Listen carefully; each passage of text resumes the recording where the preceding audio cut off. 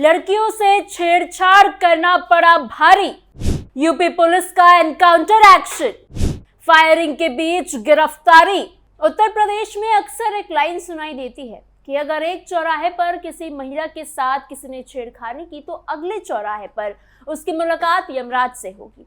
लखनऊ में सिपाही भर्ती परीक्षा देने जा रही 2 महिला अभ्यर्थियों के साथ दुष्कर्म की कोशिश का मामला सामने आया है। आरोप है कि ऑटो चालक उन्हें तय जगह तक ले जाने के बजाय सुनसान इलाके में ले गया। दोनों ने विरोध किया, शोर मचाया और खुद को बचाया। इसके बाद मामला पुलिस तक पहुंचा और फिर शुरू हुई आरोपी की तलाश।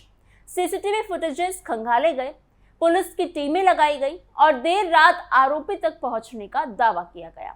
पुलिस के मुताबिक गिरफ्तारी के दौरान आरोपी ने फायरिंग की, जिसके बाद जवाबी कार्रवाई में उसे घायल हालात में पकड़ा गया। लेकिन इस घटना ने एक बार फिर महिला सुरक्षा, सार्वजनिक सफर और कानून व्यवस्था को लेकर चर्चा तेज कर दी है, खासकर तब जब उत्तर प्रदेश में पिछले कुछ वर्षों से महिला सुरक्षा को लेकर लगातार सख्त कार्रवाई और तेज पुलिस रिस्पांस की बात की जा रही हो। तो आखिर उस समय क्या हुआ, पुलिस आरोपी तक कैसे पहुंची और पूरे मामले में अब तक क्या क्या सामने आया है, ये सब कुछ आपको बताएंगे।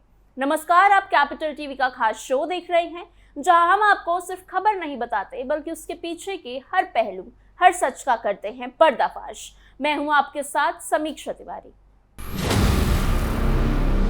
लखनऊ उत्तर प्रदेश की राजधानी, जहां लाखों लोग हर दिन अपने सपने, नौकरी, पढ़ाई और बेहतर भविष्य की तलाश में निकलते हैं। लेकिन इसी शहर में एक ऐसी घटना सामने आई जिसने एक बार फिर महिलाओं की सुरक्षा को लेकर कई बड़े सवाल खड़े कर दिए हैं। हालांकि इस कहानी में डर के साथ एक दूसरी तस्वीर भी दिखाई देती है, हिम्मत की तस्वीर। 2 लड़कियों की हिम्मत, जिन्होंने मुश्किल हालात में हार नहीं मानी और खुद को बचाने के लिए आरोपी का सामना किया। मामला उन 2 महिला अभ्यर्थियों का है जो सिपाही भर्ती परीक्षा देने रायबरेली जा रही थी। दोनों लखीमपुर खीरी की रहने वाली सहेलियां थी। परीक्षा सोमवार को थी, इसलिए उन्होंने एक दिन पहले लखनऊ पहुंचने का फैसला किया और मड़ियाव इलाके में अपने रिश्तेदार के घर रुक गई ताकि सुबह समय से निकलकर परीक्षा केंद्र तक पहुंच सके। उनके लिए यह सिर्फ एक सफर नहीं था, बल्कि नौकरी और भविष्य की तरफ बढ़ाया गया एक कदम भी था। सोमवार करीब 3:30 बजे दोनों लड़कियां मड़ियाव से निकलकर चारबाग रेलवे स्टेशन पहुंची। वहां से उन्हें आलमबाग बस स्टेशन जाना था, क्योंकि वहां से रायबरेली के लिए बस मिलनी थी। सुबह का समय था, सड़कें पूरी तरह से भरी नहीं हुई थी, खाली थी और जल्दी पहुंचने की चिंता भी थी। इसी दौरान उन्होंने एक ऑटो लिया।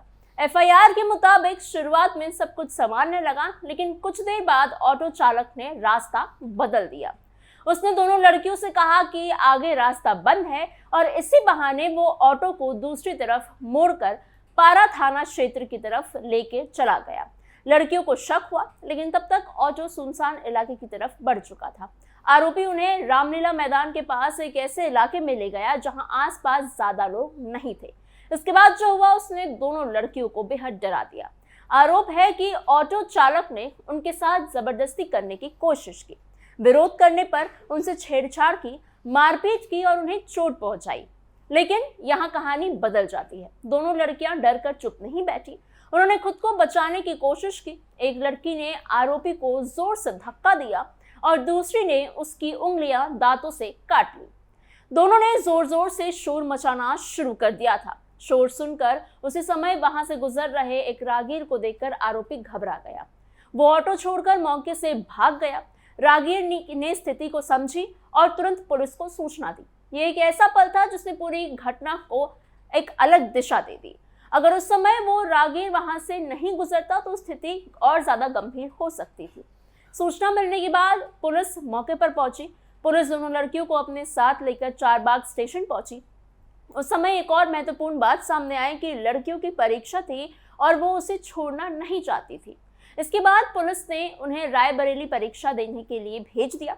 ये दिखाता है कि इतने तनाव के और डर के बाद भी दोनों ने अपना हौसला नहीं छोड़ा और परीक्षा देने जरूर गई।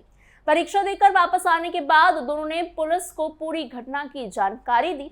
उनकी तहरीर के आधार पर आरोपी ऑटो चालक के खिलाफ मुकदमा दर्ज किया गया। पुलिस ने दोनों के बयान भी दर्ज किए और बाद में उन्हें उनके परिजनों को सौंप दिया गया। इसके बाद पुलिस की जांच शुरू हुई। डीसीपी पश्चिम कमलेश दीक्षित के मुताबिक आरोपी की गिरफ्तारी के लिए पुलिस ने चारबाग से लेकर पारा तक रास्ते पर लगे सीसीटीवी कैमरास की फुटेजेस खंगाली। एक एक फुटेजेस को देखकर ऑटो की पहचान की गई और फिर आरोपी तक पहुंचने की कोशिश शुरू हुई। जांच के दौरान पुलिस ने आरोपी की पहचान हरदोई निवासी हसीब के रूप में की है। जानकारी के अनुसार सोमवार देर रात पुलिस को सूचना मिली कि आरोपी मुन्नू खेड़ा पुलिस स्टेशन के पास मौजूद है। इसके बाद पुलिस की टीम ने इलाके में घेराबंदी की। पुलिस के मुताबिक जब आरोपी को रोकने की कोशिश की गई तो उसने भागने की कोशिश की और पुलिस की टीम पर फायरिंग भी कर दी। जवाबी कार्रवाई में उसके पैर पर गोली लग गई, जिसके बाद उसे गिरफ्तार कर लिया गया और इलाज के लिए रानी लक्ष्मीबाई अस्पताल में भर्ती कराया गया। पूछताछ में पुलिस को ये भी जानकारी मिली कि आरोपी पहले भी ऐसे मामले में शामिल रहा है। पुलिस के अनुसार साल 2024 में हरदोई के थाना संडिला क्षेत्र में भी उसने इसी तरह की घटना को अंजाम दिया था। आरोप है कि उसने एक महिला को ऑटो में बिठाकर सुनसान जगह पर ले जाकर उसके साथ दुष्कर्म किया। उस मामले में भी वो जेल जा चुका था। यही जानकारी सामने आने के बाद लोगों के बीच ये सवाल भी उठने लगे कि अगर पहले से ही ऐसा रिकॉर्ड था तो फिर वो सड़क पर कैसे था और क्या ऐसे मामलों में निगरानी और ज्यादा मजबूत होनी नहीं चाहिए थी। लेकिन इस पूरी घटना के बीच एक बात और समझना जरूरी है। उत्तर प्रदेश में पिछले कुछ सालों में महिला सुरक्षा को लेकर जिस तरह से सरकार ने कानून व्यवस्था को अपनी प्राथमिकता बनाया है, उसकी चर्चा लगातार होती रही है। योगी आदित्यनाथ सरकार आने के बाद महिलाओं की सुरक्षा के लिए कई स्तर पर अभियान चलाए गए हैं। महिला हेल्पलाइन को मजबूत किया गया है। मिशन शक्ति जैसे कार्यक्रम शुरू हुए हैं। सार्वजनिक जगहों पर निगरानी बढ़ाई गई है और अपराध के मामलों में पुलिस की तेजी कार्रवाई को सरकार अपनी उपलब्धियों में गिनती रही है। कई मामलों में आरोपित तक जल्दी पहुंचने, तकनीक के इस्तेमाल और सख्त कार्रवाई की तस्वीर भी सामने आई है। इस मामले में भी शिकायत मिलने के बाद पुलिस की सक्रियता दिखी है। सीसीटीवी खंगाले गए हैं, पहचान हुई है, टीमें लगी हैं और देर रात आरोपी तक पहुंचा गया है। लेकिन ऐसे मामले ये भी बताते हैं कि महिला सुरक्षा का असली मतलब सिर्फ घटना के बाद कार्रवाई नहीं, बल्कि ऐसी स्थिति ही पैदा ना होने देना है। क्योंकि जब बेटियां वर्दी पहनने का सपना लेकर निकले तो उन्हें रास्ते में अपनी सुरक्षा के लिए लड़ाई ना लड़नी पड़े। यही किसी भी व्यवस्था की सबसे बड़ी परीक्षा होती है। लेकिन साथ ही ये भी सच है कि किसी भी सरकार या व्यवस्था के लिए सबसे बड़ी चुनौती सिर्फ घटना के बाद कार्रवाई नहीं है, बल्कि घटना को होने से रोकना होती है। कानून का डर, बेहतरीन निगरानी, सुरक्षित सार्वजनिक परिवहन और लोगों की जागरूकता, इन सबकी जरूरत साथ साथ होती है। इस पूरे मामले में दो तस्वीरें साफ दिखाई देती हैं। पहली तस्वीर अपराध की है, जहां एक ऑटो चालक पर भरोसा करके सफर शुरू करने वाली दो लड़कियां खतरे में पहुंच गई।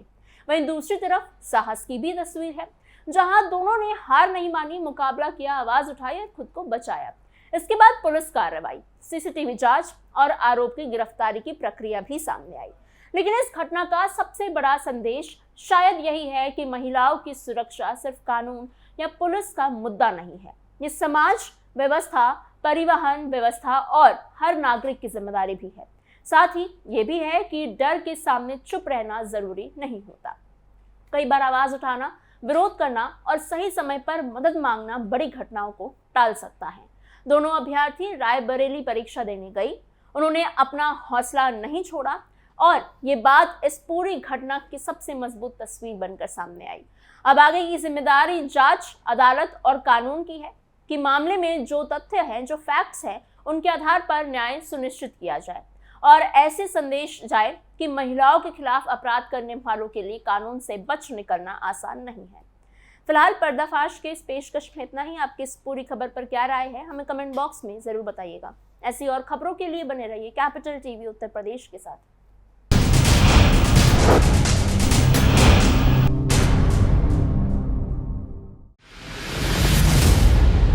मैं राजनीति करता नहीं, पर राजनीति को बहुत गहरे तक समझता हूं। मैं लोगों के बीच रहता हूं, लोगों के मन को अच्छे से जानता हूं।